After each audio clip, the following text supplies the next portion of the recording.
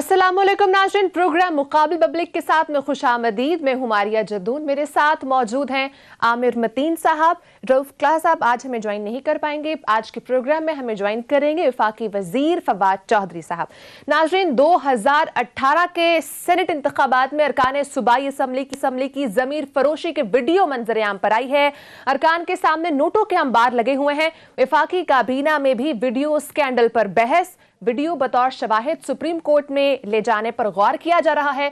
इस पर प्रोग्राम में बात करेंगे। नाज़रीन, बात करेंगे इस्लामाबाद हाई कोर्ट पर हमले में मुलव्वस वकला के खिलाफ तौहीने अदालत के नोटिस जारी, ताहम बार काउंसिल्स और सुप्रीम कोर्ट अब तक इस मामले पर खामोश क्यों है, इस पर भी प्रोग्राम में गुफ्तगू की जाएगी। नाज़रीन, लास्टली हम बात करेंगे, वफाकी हुकूमत ने एक बार फिर अरबों रुपए IPPs को देने का फैसला कर लिया है।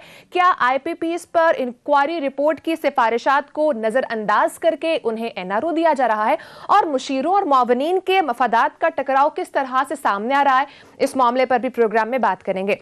आमिर साहब, आज वजीर आज़म इमरान खान आए कि हम चाहते हैं कि वोट ना बिकें, तो अगर हम फॉर इंस्टेंट ये सोच लें कि हॉर्स ट्रेडिंग को ख़त्म करना है, हमने ओपन बैलेटिंग की तरफ जाना है, सीक्रेट बैलेटिंग को ख़त्म करना है, तो इस सारे मामले से बचने के लिए हम आइन में तरमीम करके डायरेक्ट जिस तरह से नेशनल असम्बली में बराह रास्त इलेक्ट किए जाते हैं, इसी प्रोसेस को अगर हम सेनेट में लें तो फिर कैसा रहेगा? ये एक तो कानूनी बहस है, और अब चूंकि ये मामला सुप्रीम कोर्ट में है, उसके ऊपर भी जितनी बहस की जा सकती है उतनी करते हैं। तो पहले इसके इखलाकी और सियासी पहलू पे आ जाए। इसमें कोई बहस नहीं है कि ये बंद होनी चाहिए हॉर्स ट्रेडिंग, और ये हर 3 साल बाद जब भी सेनेट के इलेक्शन आते हैं और ये बेदरेक किस्म की जो है ना हॉर्स ट्रेडिंग होती है, सबको पता होता है। 2, 4, 5 इंडिपेंडेंट आ जाते हैं और नज़र आ रहा होता है कि इस पार्टी की इतनी सीटें थी, जबकि सेनेट की अपनी से कुछ कम ले जाती हैं, कुछ ज़्यादा लेती हैं। हर कोई चोर चोर चोर शोर मचाता है।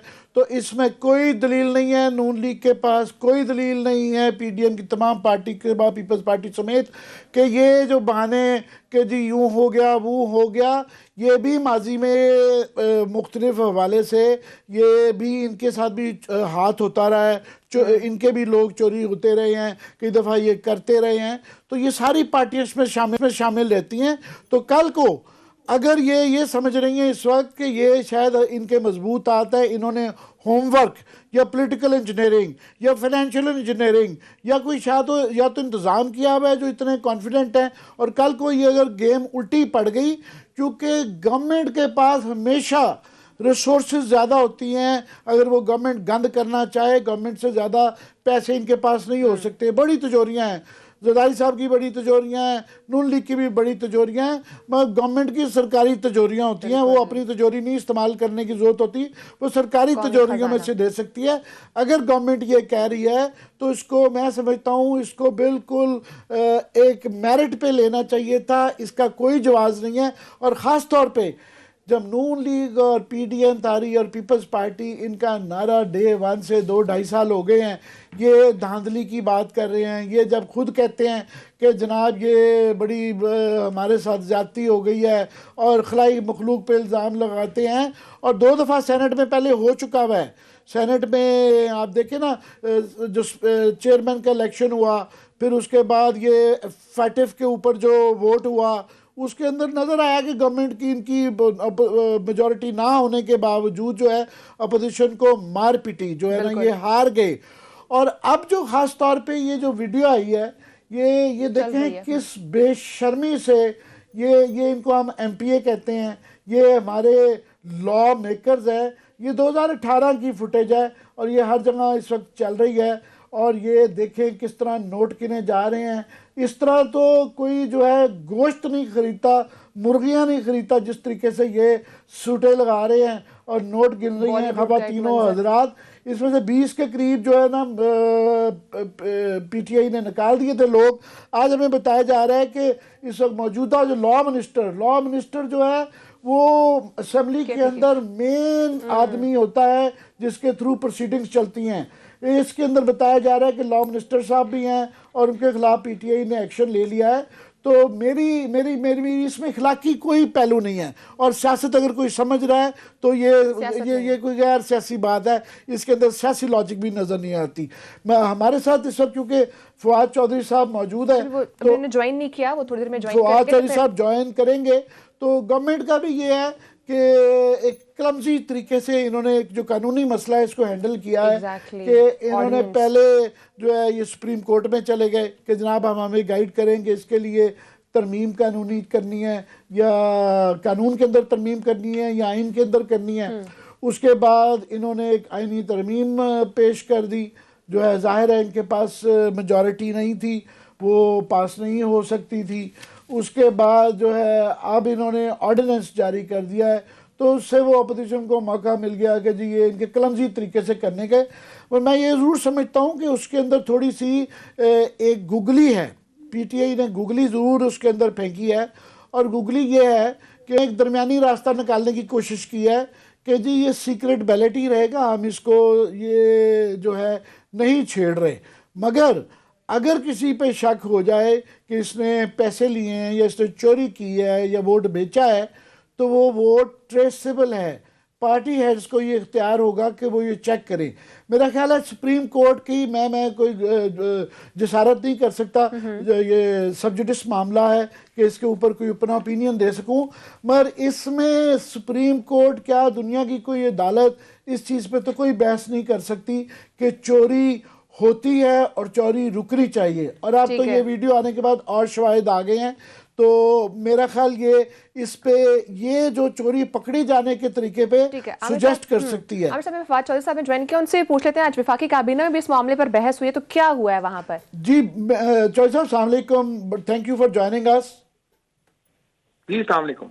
वो हम आपके आने से पहले यही बहस कर रहे थे कि इखलाकी तौर पे तो इस पे कोई बहस नहीं है कि ये चोरी रुकनी चाहिए, मगर कानूनी थोड़ा सा ये उनको अपोजिशन को मौका मिल गया कि हैफेजडली वो कहते हैं और क्लमजीली वो कहते हैं कि आपने किया कि पहले सुप्रीम कोर्ट गए, फिर जो है आइनी तरमीम की, फिर उसके बाद ऑर्डिनेंस किया। इवन सुप्रीम कोर्ट की ऑब्जर्वेशन आई हैं कि ये ऑर्डिनेंस की तुक हमें समझ नहीं आती कि हमारे पास जब केस आ गया था तो क्या है। तो अब इसकी कानूनी, सियासी और इखलाकी उसको आप कैसे देखते हैं?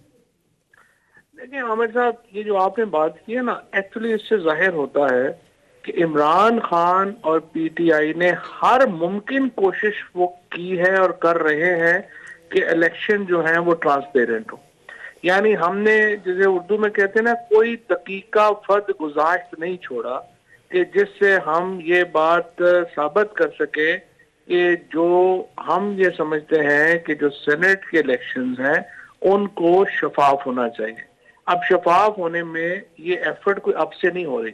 2006 में पहली जो डॉक्यूमेंट जो सीओडी साइन हुई बेनजीर भुट्टो शहीद और नवाज शरीफ साहब के दरमियान, उसकी क्लॉज 24 एग्जैक्टली वही है जो अब हम कानून ला रहे हैं। अच्छा, हुआ ये कि नवाज शरीफ साहब भी 2015 में एक कानून लाना चाहते थे और वो ये एग्जैक्टली वो भी यही कानून था। उसके बाद ये जो कॉन्स्टिट्यूशनल अमेंडमेंट है ये 29 अक्टूबर 2019 से ऐवान में पेंडिंग है। अब प्रॉब्लम यह है कि हमारे यहाँ जो पोजीशन के इस वक्त की जो लीडरशिप है वो सियासी नाबालिगों पे मुश्तमिल है, चाहे वो ये हो मरियम नवाज हो या बिलावल साहब हो, और इनका जो इंटरेस्ट है वो सिर्फ अपने अपने अबुओं के केसेस तक है। अब जिस तरह आपने बात की है कि जो मनूवर करने का मामला है ना, अगर सेनेट का इलेक्शन, तो गवर्नमेंट की जो वसाइल हैं, ये गवर्नमेंट की जो एक पावर है वो कोई इंडिविजुअल या अपोजिशन तो नहीं कर सकती।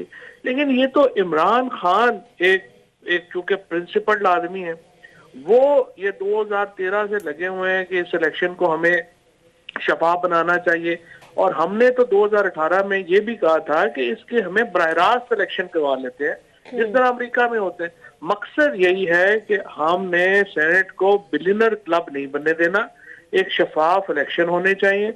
और अभी आज तो जो आपने वीडियो देखी है वो तो काबिल शर्म है, मतलब इस तरह के लोग और इस तरह से बोलियां, इस तरह तो मेरा ख्याल है माल मवेशी नहीं बिकते होंगे जिस तरह से यहाँ पे लोग जो हैं ये बिके हैं। और वोट और उसके बाद तो और तय हो गया। अब देखें, अब ये मैं आपकी बात काट रहा हूँ। ये जो अपोजिशन पीपल्स पार्टी और नून लीग का उनका ये जो कॉन्फिडेंस है और वो ये कहते हैं कि जनाब आप लोग डर रहे हैं इसलिए कि आपको अपनी पार्टी पे कंट्रोल नहीं है और आपको ये पता है कि आपके लोग आपके साथ जो है लॉयल्टी नहीं है।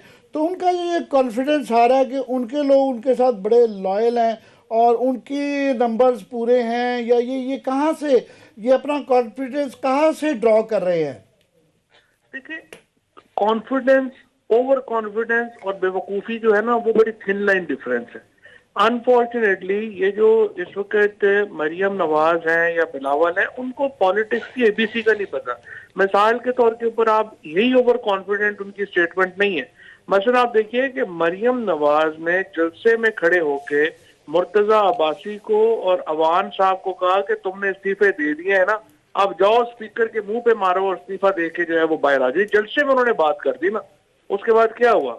अब अवान साहब तो उनके जेठ हैं, वो जाके स्पीकर के पाँव में बैठ गए कि वो तो ऐसी मार दी है उसने, मरियम बीबी को क्या पता है, आप मेहरबानी करें हमारे इस्तीफे में वापस लें। प्रैक्टिकल पॉलिटिक्स और होती है, ये जो जलसों में तकरीरें करना जो है वो मामला और है। ये मरियम बीबी को और बिलावल साहब को भी पता नहीं है, वो जिंदगी में कभी कोई काम तो किया ही नहीं है।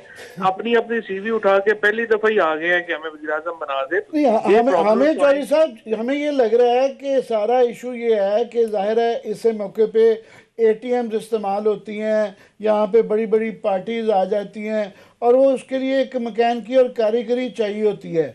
तो मुझे लगता है कि वो ये कह रहे हैं कि हमारे पास ये कारीगरी और ये वसाइल ज़्यादा हैं और आप लोगों के पास ये कारीगरी और वसाइल कम है।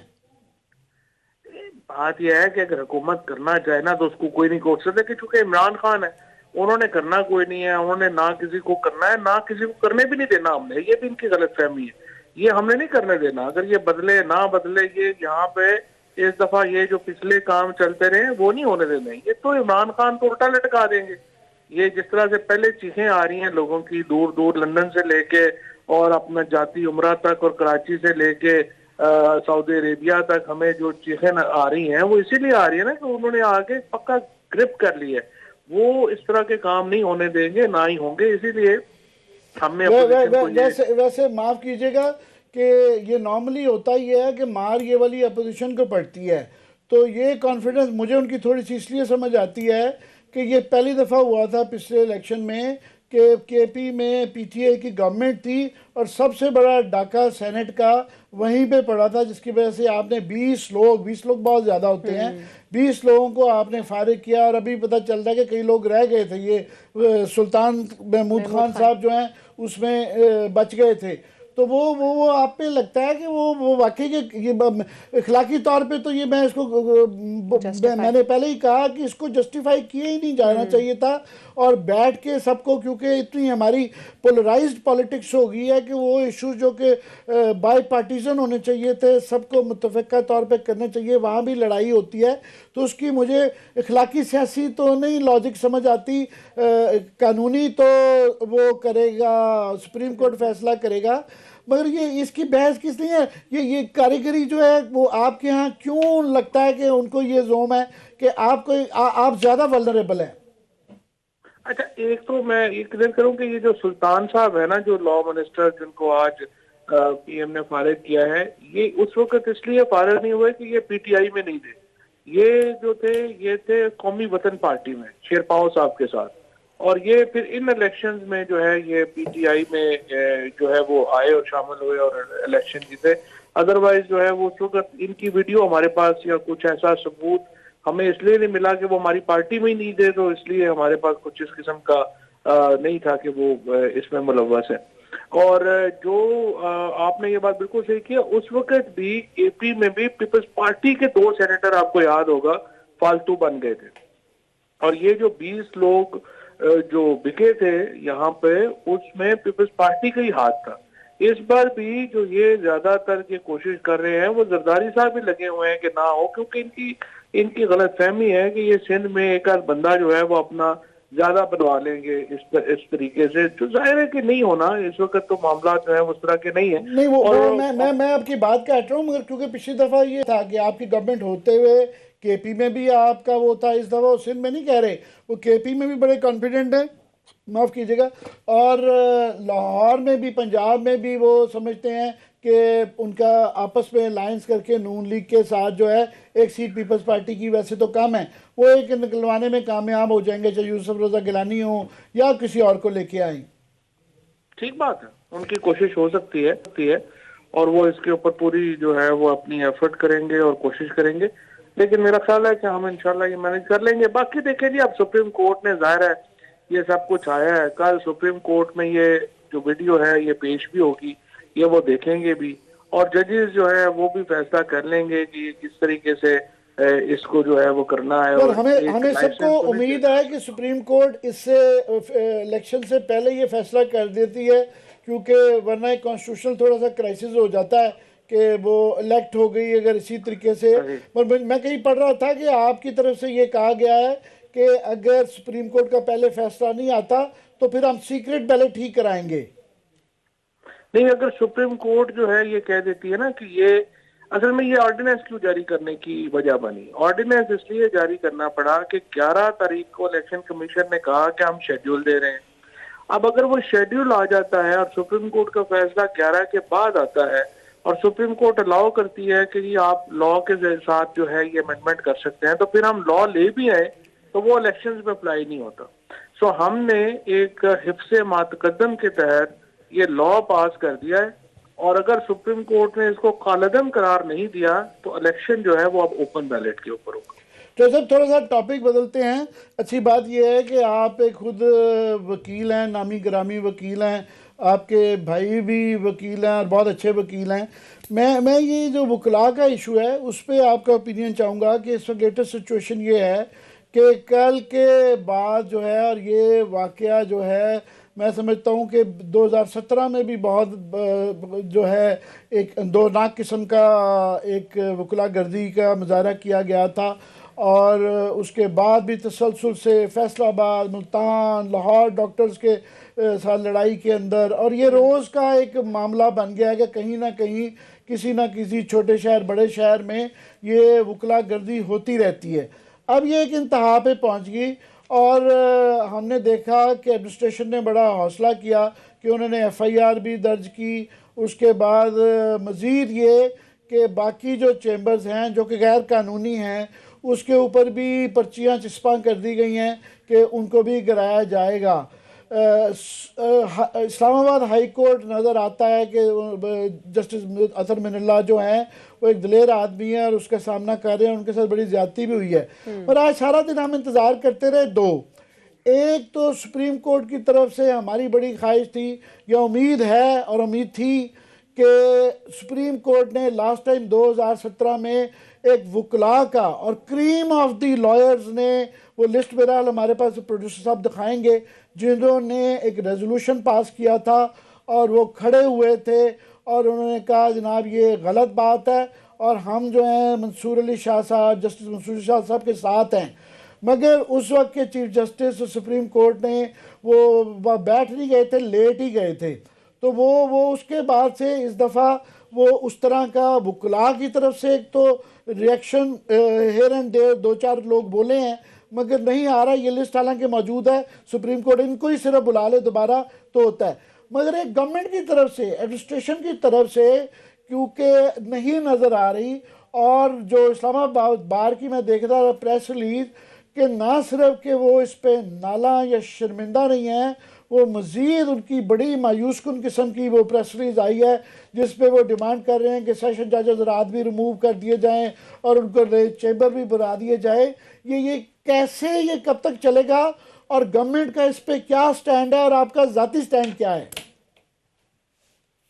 देखिए, बात यह है कि जिस जो तरीकाकार इख्तियार होता है और कई जगहों पे हुआ है वो तो जाहिर है बड़ा नामुनासिब है, और उसके ऊपर तो बार एसोसिएशंस को, स्पेशली जो पाकिस्तान बार काउंसिल है, उसको एक अपनी पॉलिसी जो है वो लानी चाहिए और उसके मुताबिक जो है वो अमल दरामद होना चाहिए। ये प्रॉब्लम्स हो जाते हैं प्रेशर ग्रुप्स के साथ, सहाफ़ियों के साथ भी कई ये प्रॉब्लम है, लॉयर्स के साथ भी ये प्रॉब्लम है, और चूंकि वकला और सहाफ़ी बड़ा ऑर्गेनाइज ग्रुप है, यूनियन जो ट्रेडिशनल यूनियंस हैं। सर ये खुदा के लिए, खुदा मैं आपसे हाथ जोड़ के कहता हूँ, हमारे अंदर बड़ी खराबियां हैं सहाफ़ियों में, मगर ये जो जिस तरह की ये फुटेज दिखाएं दे, फायरिंग गोलियां चलाते हैं और पत्थर मारते हैं, जो तशद्दुद आपके यहाँ है, ये हम आपसे बहुत करीब भी नहीं है। हमारी फ्रेटर्निटी होती है, हम एक दूसरे के साथ खड़े होते हैं, मगर हमारे मुतबिर लोग साथ आते हैं। मैं आपसे इसलिए कह रहा था कि आप बड़े दिलेर आदमी हैं, आप बड़े ही सेंसिटिव हसास इश्यूज़ पे स्टैंड लेते हैं, तो इसलिए ख़ास तौर पे मैं आप जैसे लोगों से उम्मीद करता हूँ, क्योंकि बाबर रवान साहब नहीं बोल रहे, फ़रोग नसीम साहब नहीं बोल रहे, गवर्नमेंट का कोई नहीं आ रहा, एडमिनिस्ट्रेशन बेचारी जो है उसको उनके हाल पे अकेला नहीं छोड़ा जा सकता। वो ये गुंडा किस्म के वकील जो हैं इनके दरगे में हैं। आपसे बड़ी उम्मीद है हमें कि आप दिलेर किस्म का बयान देंगे। चौधरी साहब की है जी? नहीं, उसका बयान भी देना है, लेकिन ये भी तो नहीं ना कि सारे में कोई पासे भी ना पाई जो वकील बड़े लोग भी हैं, उनमें बड़े जो है वो लोग ऐसे भी हैं जिन्होंने डेवलमेंटेशन की है। उनके मसला बड़े अरसे से चल रहा था। प्रॉब्लम तो फिर वहां पे भी शुरू हो जाती है ना, आपने कोर्ट्स बना दी हैं, जगह वहां खड़े होने की। आप पता नहीं कभी सेशन कोर्ट में गए भी हैं या नहीं गए होंगे, वहां देखे वहां पे 15 साल रहा हूँ। और नहीं, लेकिन अदालत में पता नहीं ना कोई दफा चक्कर नहीं ना लगा होता। आप देखें वहां पे जो हालत है, वहां पे इतना बुरा हाल है। मेरे ख्याल में जस्टिस मिनल्ला साहब ने बड़ी कोशिश की कि ये मामला जो है इसमें आए, और उन्होंने, मुझे पता है, बड़ी आप गवर्नमेंट हैं, आप उनको चाहे बिल्डिंग दें, हमें किसी को कोई इतराज नहीं है, दफातर दें, जो दें, मगर ये नाजायज कब्जे और उसके बाद ये गुंडागर्दी है, ये आप ये ना कहें ये रोज का तसलसल हो गया है। ये जजों को माफ कीजिएगा, बार टोटली पाकिस्तान की जो है फेल हो गई है बेंच की हिफाजत और तकद्दुस और तकरीम को बरकरार रखने में। बिल्कुल फेल हो गई है। अंदरूनी मामला है अदलिया का और वकील का, पूरे रियासत पाकिस्तान को अब खतरे में ले आया। कोई कानून की यहाँ पे किसी किस्म की तकरीम नहीं रह गई। चौधरी साहब नहीं, वो मेरा ख्याल है कि सॉल्व कर लेंगे। जस्टिस मिनल्ला साहब भी बड़े उनका बड़ी इज्जत है, बड़े वो मोहतरम जज हैं। गवर्नमेंट क्या कर रही है, आप लोग क्या कर रहे हैं, आप क्या रोल है इसमें? मतलब ये हम तो जिस तरह से जो लॉ है वो फ़रोग नसीम साहब आपको बेहतर बता सकते हैं कि उनका क्या इसके ऊपर लॉ मिनिस्ट्री क्या कर रही है, लेकिन मेरा ख्याल है जुडिशरी का, लॉयर्स का है कि ये सॉल्व हो जाएगा इंशाल्लाह, मिलजुल के ठीक हो जाएगा।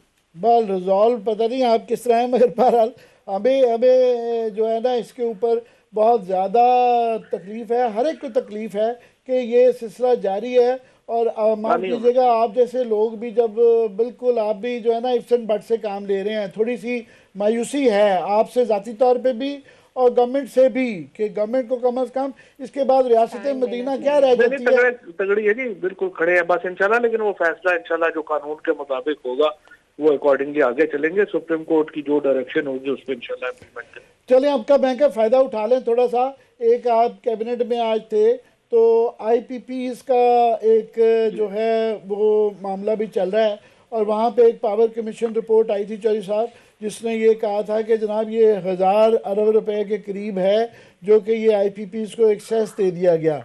अभी जो है गवर्नमेंट जो IPPs की डील हुई है उसके अंदर जो उसकी तफसीलात हैं कि तकरीबन जो है 403 अरब रुपया उनको दिया जा रहा है। 40% पहले दिया जा रहा है, 60% बाद में दिया जा रहा है। और वो जो लोगों की और हमारे जैसों की भी ये उम्मीद थी कि पहले टेक्निकल फॉरेंसिक उसका ऑडिट करा लिया जाता, कोई उनका हिसाब किताब ले लिया जाता कि जनाब कितने दिए थे तो कितने लेने हैं। तो लोग कह रहे हैं कि NRO है, और आज सुना है कैबिनेट ने भी उसको अप्रूव कर दिया। देखिए, पहली बात तो ये है आमिर साहब की ये पैसे जो हैं ये IPPs के 7 साल से एक्यूमुलेट हो रहे हैं जो गवर्नमेंट ने देने हैं। अब 400 अरब में से 122 अरब तो हमें सूद देना पड़ रहा है जो डिले हुई है पेमेंट उसकी वजह से। उसके बाद इसमें से 92 अरब रुपया जो हमारी अपनी गवर्नमेंट एंटिटीज हैं, ये जो PSO तो 200 अरब रुपया जो है ये IPPs का जाना है, और वो भी प्री ऑडिट के बाद। जो पहले इसहाकदार साहब ने किया था वो ऑडिट के बगैर पैसे दे दिए थे, यहाँ पे प्री ऑडिट भी जाना है, और फिर फोरेंसिक की भी प्रोविजन गवर्नमेंट के पास है कि वो जहाँ पे मुनासिब समझेगी वो करेगी। और इसके साथ साथ जो इन्होंने एक और जो बाकी रिफॉर्म किए, देखिए हमारा दे रहे हैं, आप फेडरल मिनिस्टर हैं, आप कह रहे हैं कि ये इसका ऑडिट भी होगा, फोरेंसिक ऑडिट भी होगा, प्री ऑडिट भी होगा। On behalf of the government. बिल्कुल, फोरेंसिक जहाँ पे जरूरत पड़ेगी वहाँ पे वो फोरेंसिक जो है वो भी होगा। और ये जो पैसे जा रहे हैं, जैसा मैंने आपको कहा कि इसमें से 122 सूद का, अगर हम मजीद डिले कर देते हैं और मजीद वो मजीद पैसे में पड़ते जाएंगे। यही तो पिछली गवर्नमेंट ने किया है। अब आप देखिए ना, इस साल आपने जब इन्होंने हुकूमत संभाली थी, इन्होंने नवाज शरीफ 65 अरब रुपया आप जो है जैसे इनको पीपीपी को ये जो कंपल्सरी पेमेंट्स में आप करते हैं, जब 2018 में उन्होंने छोड़ी है अरब रुपया आपने अब साल का देना। और अगर आप इसे जानते हैं 2023 में 1500 अरब रुपया आपने साल का देना है।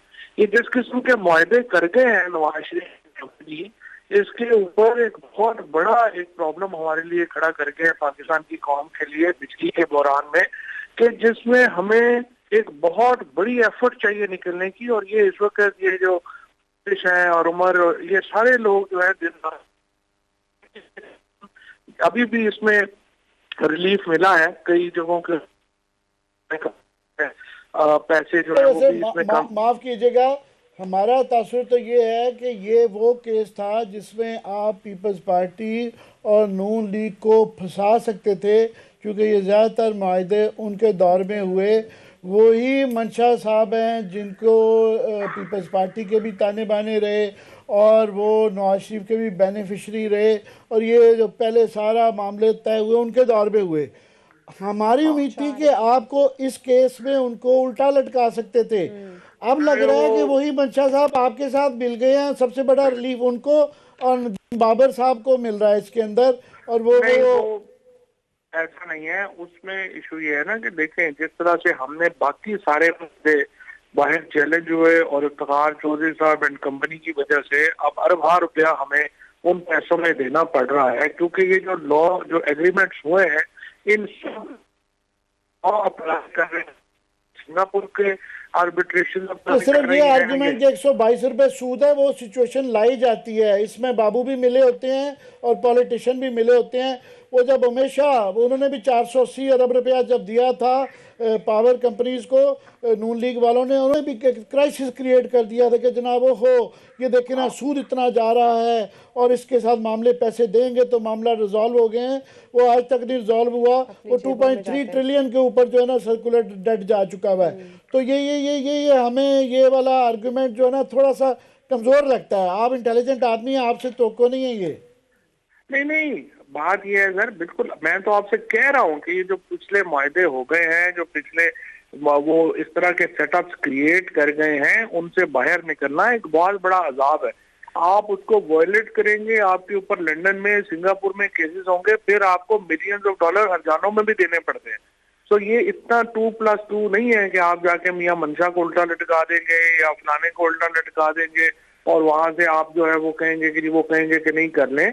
इशू ये है आपके ऊपर इंटरनेशनल लॉज अप्लाई होते हैं, फिर बहुत सारी जो कंपनीज हैं उसमें इंटरनेशनल पार्टनर्स हैं। अब यहाँ पे सऊदी पार्टनर्स हैं, आपके चाइनीज पार्टनर्स हैं, आपके कोरियन पार्टनर्स हैं।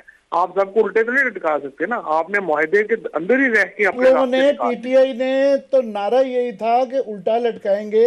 ये जब पैसे देने होते हैं फिर यही आर्गुमेंट होते हैं कि देखे ना वो इंटरनेशनल कोर्ट में चले जाएंगे, सऊदी अरेबिया होता है, सूद होता है। ये पुरानी कहानी है, पुरानी कहानी है, बड़ी दफा सुन चुके हैं। जो इनके गॉड फादर हैं उनको पकड़ा हुआ है ना बाकी केसेस में, और वो केसेस में जो है वो आ रहे हैं और वो सारी जिम्मेदारी जो है वो तो नवाज शरीफ एंड कंपनी की है। इसीलिए उनको तो एनआरओ नहीं ना हम दे रहे, जिधर हम नहीं दे सकते उन्हीं को ही एनआरओ है। ये उनके दौर का केस है। ये आप मंशा साहब मेरी कोई जाति उनसे नहीं है, मगर इस तरह आसान नहीं है ना जी। आपकी बिजली सारी बन रही है, आप कह रहे हैं बिजली के पैसे ही ना देंगे, बड़ा मुश्किल काम है। लेकिन बहरहाल वो कॉम्प्लेक्स केसेस एग्रीमेंट्स हैं। आप बेशक अगर बैठना चाहें 1 घंटा, तो हम इसी पे 10-20 साल से इसके ऊपर बैठे में ये कॉम्प्लेक्सिटी समझते हैं। तो आपसे कह रहे हैं ना कि बिजली के पैसे देने हैं। बिजली जो है ये बिजली IPPs पे एतराज ये है सबसे बड़ा कि 75% तो इसके अंदर लोन था। 25% इक्विटी थी, जो कि ओवर इन्वाइसिंग करके बड़े ज़्यादा शुबात हैं कि वो वर्चुअली 5%, 10%, कई दफ़ा 0% पे लगे हुए हैं। उसके बाद डॉलर में पैसे देने थे जो कि 100 से 160 पे आ गया हुआ है, तो वो कई गुना पैसे ले जा चुके हैं। फिर ऑयल चोरी के इल्ज़ाम हैं इसके अंदर कि वो इस्तेमाल ही नहीं हुई, और बेताशा एक लिस्ट है। ये मैं नहीं कह रहा, ये पावर कमीशन के अंदर तमाम जो है रिपोर्ट के अंदर ये चीज़ें शामिल हैं, मगर उस सबको इग्नोर करके जब आप करेंगे तो हम इसको एनआरओ कहेंगे, और क्या कहें इसे। मैं आपकी बात से एग्री करता हूँ। आप इस तरह करें कि ताबिश साहब के साथ बैठें और शिकवार उनके साथ एक एक सवाल उनके ऊपर रखें और उनसे जवाब लें कि आपने ये एग्रीमेंट किया है। आपकी बड़ी इसमें मेहरबानी, आप बता दें। आपकी मेहरबानी है कि आप हमें मैसर हो जाते हैं, और वाकई ये आपकी मिनिस्ट्री नहीं है, फिर भी आप जवाब देते हैं। वो ताबिश साहब, नदीम बाबर साहब, उमर अयूब साहब, यकीन करें ये हमें अवेलेबल नहीं होते, फ़ोन कर करके मर जाते हैं। बताएं, मैं बताता हूं, तो इंशाल्लाह मैं आपसे कोऑर्डिनेट करता हूं। जी, बहुत शुक्रिया बहुत आपका। शुक्रिया फवाद चौधरी साहब, आपने प्रोग्राम को टाइम देना। चलिए ब्रेक का टाइम हुआ है। ब्रेक के बाद इन तीनों इश्यूज पर आमिर साहब से एनालिसिस लेंगे, हमारे साथ ही रहेगा।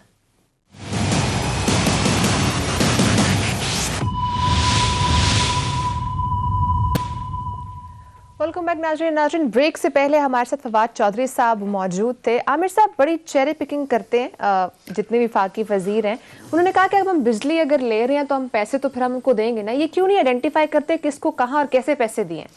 मैं ये ज़रूर कहूँगा कि चौधरी फवाद साहब की ये मिनिस्ट्री नहीं है, और वो इजीली बच सकते थे ये कह के कि जनाब ये मुझे इसकी टेक्निकल और डिटेल्स का नहीं पता, पर उन्होंने हौसला किया। ज़ाहिर है मिनिस्टर ने, गवर्नमेंट को डिफेंड करना पड़ता है। पर यहाँ तो बात ये है कि जिनकी ये मिनिस्ट्रियाँ हैं वो ख़ास लोगों के पास जाते हैं जिनके साथ उनकी डील होती है पहले कि क्या पूछा जाएगा, क्या बताया जाएगा। वो अवेलेबल नहीं होते, वो मैसर नहीं होते हमारे जैसे लोगों के पास आके जवाब दें। मगर ये जो IPPs की डील है, मैं ये मेरे प्रोड्यूसर साहब से मैं कहूँगा ये बचा के अल्फाज रख लें। ये फ्यूचर का बना बनाया केस है। ये वो केस है जो कि दाइयों तक अब चलेगा, कब भी वो है। एक तरफ तो ये उम्मीद है, दूसरी तरफ ये है कि मुझे कुछ लोग कह रहे थे कि आपको ये गलत फहमी है। ये केस अक्कासी करता है कि पाकिस्तान एक ओलिगार्की है। यहाँ पे एक छोटा सा ग्रोह है सेठों का, वो सिविल ब्यूरोक्रेसी, मिलिट्री ब्यूरोक्रेसी के अंदर भी शामिल है। वो सेठों में तो है ही है, कारोबारी हजरात, एक लॉबी है पावर ग्रुप्स की, वो मीडिया मालिकान में भी है, वो हर जगह हैं, और वो हर पार्टी में है। मुख्तलिफ पार्टियों के ये जो हमें लगाया होता है ट्रक की बत्ती कि अब नून लीग के लग जाओ पीछे, पीपल्स पार्टी के आ जाओ, और कभी वो मुशर्रफ जैसे लोग रोशन पाकिस्तान भेज जाते हैं, और आप PTI के पीछे लगे हुए हैं। घूम फिर के यही स्पॉन्सर्स हैं, ये हर पार्टी को स्पॉन्सर करते हैं, इंक्लूडिंग PTI, और सबके हाथ बंधे हुए होते हैं। आप देखें कि सारी पार्टीज इस पे मुत्तफिक हैं। ये इतना बड़ा हम नहीं कह रहे, ये इनकी अपनी बनाई हुई पावर कमीशन की रिपोर्ट है, उसकी ये रिकमेंडेशन है। कोई नून लीग का बयान नहीं इसके खिलाफ आ रहा, कोई पीपल्स पार्टी का बयान नहीं आ रहा, क्योंकि इसके अंदर वो लोग हैं जो उनके भी स्पॉन्सर्स हैं, और क्योंकि इसके अंदर उनके अपने वज़रा ने, उन पार्टियों ने भी पैसा बनाया हुआ है, टका के बनाया हुआ है, और ये सब इस पे इकट्ठे हैं, मुत्तफ़क़ा हैं। ये होता है इत्तेफाक, इसे कहते हैं ओलिगार्की, कि सब मिले हुए हैं। मंशा साहब के नून लीग के साथ भी ताल्लुकात हैं, मुशर्रफ के साथ भी फिट थे। मैं कोई इल्ज़ाम नहीं लगा रहा, पर इस केस में इनकी अपनी इसकी फॉरेंसिक ऑडिट ना करवाना और इसका टेक्निकल ऑडिट के बगैर ये वाला देना एक बहुत बड़ा जुल्म है। ये इंटरनेशनल आर्बिट्रेशन का डर, और ये कोई अदालतों का तब देंगे अगर करप्शन ना हो। यहाँ तो ये सीधा करप्शन है। आप इनसे बाय आउट की ऑप्शन ले लें कि अगर आपको बहुत महंगी है, बहुत नुकसान है, तो आप हमें दे दें, गवर्नमेंट को दे दें, तो वो नहीं आएगा। मगर मैं क्विकली 1-2 मिनट है उस पर ज़्यादा मैं तकलीफ में हूँ। ये वकीलों वाला मामला हम इसको छोड़ेंगे नहीं, हम इनके साथ खड़े हैं। हमारी आंखें सुप्रीम कोर्ट पे हैं, हमारी जसारत नहीं है कि हम कोई उंगलियां उठा सकें। मगर 2017 में ये नुकसान हुआ है, अदालत नहीं खड़ी हुई थी, इसलिए ये गुंडागर्दी बढ़ गई। अब ये इंतहा पे पहुँच गई है, तो अदालतें, मैं जिस तरह कल कह रहा था कि कंप्रोमाइज अदालतों से बेहतर है अदालतें बंद। ये धमकियाँ ना दें कि अदालतें बाइकआउट है, बाइकआउट कर दें, बंद रहने दें। ये अदालत को चाहिए कि 17 में ये पाकिस्तान की करीम वकला ने हौसला किया था कि ये रेजोल्यूशन पास किया था, और ये बड़ा दिलेर रेजोल्यूशन था जो कि आज भी रेलेवेंट है। मैं इसका एक पैरा पढ़ देता हूँ। There can be no rule of law when lawmakers behave like thugs. We therefore condemn the events blah blah as a disgrace to our profession. The relevant bar associations and bar council must take notice of these events and take strict action. As our chosen representative, they are required to protect the principles of the bar and not just the members of the bar. They are not doing ये so. बार जो है ये अपना role नहीं अदा कर रही, ये बेंच को नहीं हिफाजत कर रही, ये रूल ऑफ लॉ को नहीं कर रही, क्योंकि ये कंप्रोमाइज्ड हो गई है, ये रिग्ड हो गई है. मगर अदालत को चाहिए कि ये इन्हीं लोगों को बुलाएं. इसके अंदर बड़े बड़े पाकिस्तान की क्रीम ऑफ लॉयर्स है जिन्होंने जो खड़े हुए थे, जिनका साथ ही मैं क्विकली उनके 2-4 के 10-20 के नाम पढ़ देता हूँ. ये जस्टिस करामत नज़ीर भंडारी, सैयद अली जफर, हसन इरफान खान, इम्तियाज राशिद सिद्दीकी, शहजाद शौकत, बिलाल मंटो, फैसल नकवी, एक लंबी लिस्ट है. इन लोगों को बुलाएं, इनसे सोल्यूशन मांगे, ये देंगे आपको. और ये मामला सिर्फ अदालत और वकला का नहीं है, यह वकला की दहशतगर्दी का, इसको खत्म होना चाहिए. नाज़रीन, टाइम खत्म हो चुका है. इंशाल्लाह आपसे कल मुलाकात होगी. अपना ख्याल रखिएगा. अल्लाह हाफ़िज़.